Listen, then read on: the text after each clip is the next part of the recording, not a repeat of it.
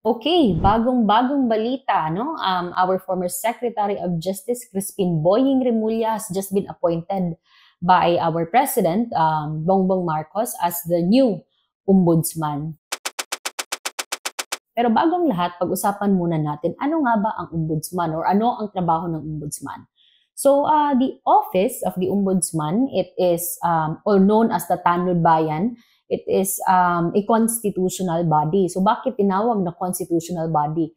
Kasi, ang Office of the Ombudsman is created by no less than the Philippine Constitution. So, since gawa siya ng ating Constitution, it is considered also as an independent body. So, the Ombudsman is independent from the executive, independent from the legislative, at independent from the judiciary. So, hindi siya kontrolado ng presidente, hindi siya kontrolado ng Congress, at hindi rin siya kontrolado ng mga korte. Kasi nga, independent constitutional body siya. So, sa ating Constitution, particularly Article 11, Section 13, the primary role of the Office of the Ombudsman is to act as the protector of the people or to act as the watchdog of the government. So para saan? To ensure that public officials or public employees and other public offices and agencies are accountable to the people. Okay? So makikita natin dito sa Section 13, Article 11 of the Constitution that the main job of the Ombudsman is to investigate, prosecute, and hold accountable public officials, employees, office, or agencies from lowest rank to highest for graft, corruption, and misconduct. So, aside from that, the Ombudsman also has the power to directly remove from the government services erring public officials and members of the Congress and the judiciary except impeachable officer. Kasi nga, hindi naman, hindi na saklaw ng kapangyarihan ng ombudsman ang tanggalin sa pwesto ang mga impeachable officers katulad ng presidente, no? So, but other than the impeachable officer, pwedeng or may authority ang ombudsman na i-investigate or i-prosecute or even hold them accountable.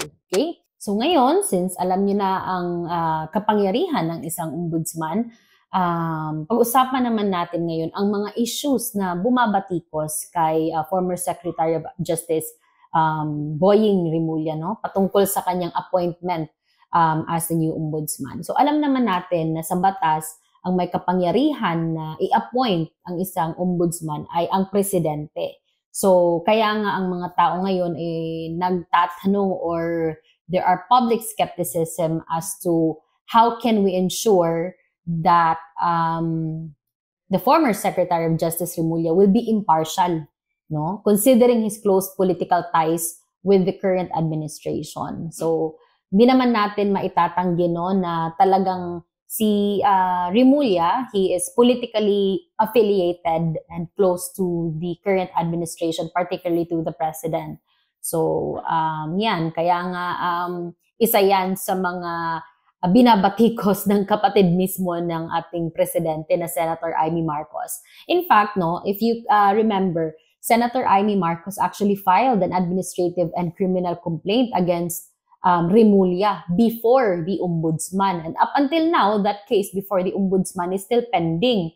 So, it is a clear case of conflict of interest. So, ano na ngayon mangyayari dun sa kaso na isinampa ni Senator Amy Marcos laban kay Remulla kung siya na ngayon ang ombudsman, di ba? So, syempre, hindi lang dyan nagtatapos. Meron pa rin ibang mga issues patungkol sa pag-appoint ni Remulla as the ombudsman, no? In fact, sabi nga ni Senator Amy Marcos sa isa niyang interview na si Remulla daw is being used as a political weapon by the present administration to go after VP Sara Duterte and her allies. Kasi naman, may mga sabi-sabi na may planong tumakbo si VP Sara Duterte as president ngayong 2028. So, as early as now, ginagamit na si Remulla para habulin yung mga kaalyado or yung mga gustong sumuporta kay VP Sara Duterte. Okay? So, in fact, mayroon pa akong nakitang post, no, ni Congressman Kiko Barzaga.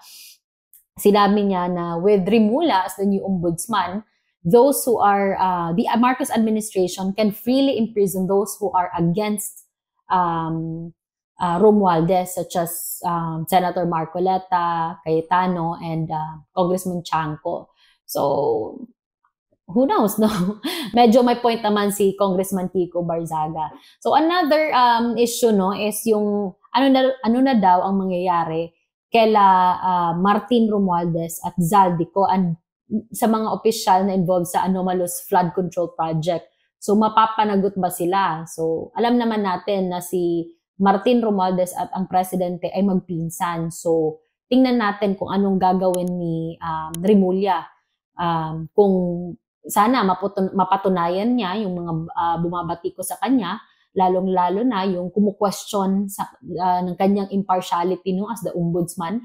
So sana mapapanagot niya yung mga tao o yung mga opisyal na dapat managot, lalong-lalo na dun sa mga sangkot sa flood control project, no? Para at least makita or ma-establish naman niya or ma-disprove niya yung mga issues na kumu-question sa kanyang integridad, okay? So gusto kong malaman anong comments nyo or anong opinion nyo about sa kanyang appointment as the ombudsman, and just don't forget to subscribe also to my YouTube account, okay? Thank you.